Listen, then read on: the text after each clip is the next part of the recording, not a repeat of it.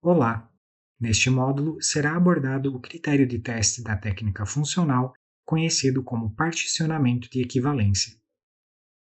O primeiro critério da técnica funcional que será abordado é o particionamento de equivalência. Esse critério busca determinar os subconjuntos de teste através do particionamento, ou seja, da divisão do domínio de entrada em classes de equivalência, que são conjuntos cujos elementos são tratados da mesma maneira de acordo com a especificação do programa. Esse critério pressupõe a execução de dois passos. No primeiro, são identificadas as classes de equivalência. Para isso, cada condição de entrada deve ser analisada e particionada em dois ou mais grupos. Essa análise é realizada usualmente buscando-se por termos nas especificações que indiquem que os dados, que podem ser números, caracteres alfanuméricos, faixas de valores, etc., são processados de uma mesma forma. Já no segundo passo, são definidos os casos de teste com base nas classes estabelecidas no passo anterior. Imagine então o domínio de entrada de um programa composto por vários dados de teste, representados aqui por círculo. No primeiro passo, seriam analisadas as especificações do programa e dividido esse domínio em classes onde os dados são processados da mesma forma, o que é representado aqui por cores.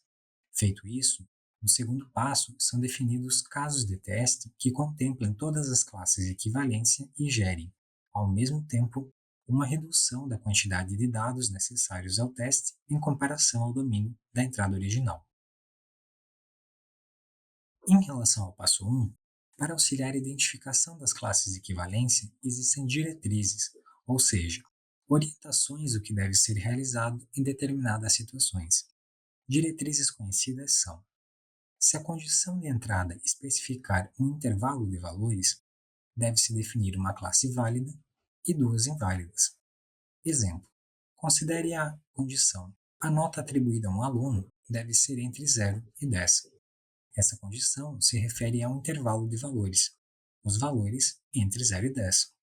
Organizando essa informação em uma reta numérica, percebe-se que os valores podem ser divididos em três classes: uma válida, com dados a serem aceitos pelo programa, que compreende os valores entre 0 e 10, incluindo estes, e duas inválidas, com dados que devem ser recusados pelo programa, uma para valores inferiores a 0 e a outra para valores superiores a 10.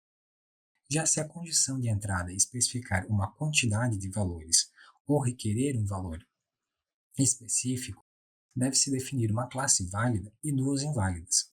Exemplo: para a condição a matrícula deve ser formada por 8 dígitos, seriam criadas as classes matrícula com 8 dígitos, válida, matrícula com menos de 8 dígitos, inválida, e matrícula com mais de 8 dígitos, inválida. Se a condição de entrada especificar um conjunto determinado de valores e o programa puder manipulá-los de forma distinta, deve-se definir uma classe válida para cada um dos valores e uma inválida para outro valor. Exemplo: para a condição o conceito final de um aluno pode ser A, B, C ou F, seriam criadas as classes válidas A, B, C e F e uma classe inválida com valor distinto, como X. Por fim, se a condição de entrada for booleana, especificar uma situação do tipo deve ser de tal forma, deve-se definir uma classe válida e uma inválida.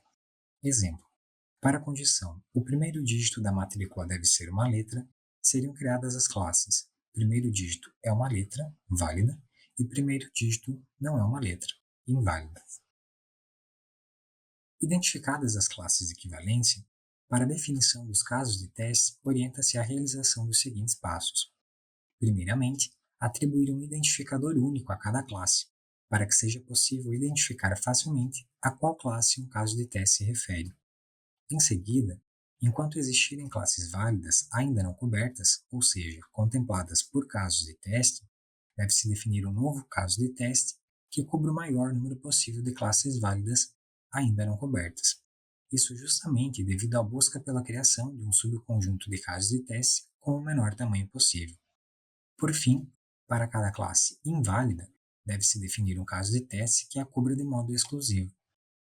Isso se mostra necessário, pois É importante que seja garantido que um elemento de uma classe inválida não mascare a validação de outra classe inválida, dado que uma pode conter um defeito, enquanto outra não. Um exemplo desse processo para a condição já apresentada, a nota atribuída a um aluno deve ser entre 0 e 10, é o seguinte. Como visto anteriormente, para esta condição devem ser estabelecidas três classes, sendo no primeiro passo definidos então identificadores para elas, aqui C1, C2 e C3. Já no segundo passo, definem-se casos de teste para as classes válidas, que neste caso é uma classe única C1. Aqui, optou-se pelo dado 7, uma nota entre 0 e 10, e o resultado esperado, que é o aceite da entrada pelo programa. No terceiro passo, define-se então um caso de teste para cada classe inválida, uma nota menor que 0, cobrindo C2, e outra maior que 10, cobrindo C3, sendo esperado em ambos os casos que o programa recuse essas entradas. Algumas considerações finais sobre particionamento de equivalência. Esse critério é adequado para aplicações em que as variáveis de entrada podem ser identificadas facilmente e assumem valores específicos. Seus pontos fortes são permitir a criação de um conjunto de teste reduzido em relação ao domínio de entrada, bem como a definição dos casos de teste somente com base em especificações. Já seus pontos fracos, além dos mencionados para critérios em geral da técnica funcional, são que uma especificação pode sugerir que um grupo de dados seja processado da mesma forma, mas na prática isso pode não ocorrer. Esse critério não é facilmente aplicável quando o domínio de entrada é simples, mas o processamento é complexo, e ele não fornece diretrizes para a determinação dos dados de teste e para a identificação de combinações entre eles que possibilitem a cobertura das classes de um modo mais eficiente. Chegamos ao fim deste módulo. Até mais!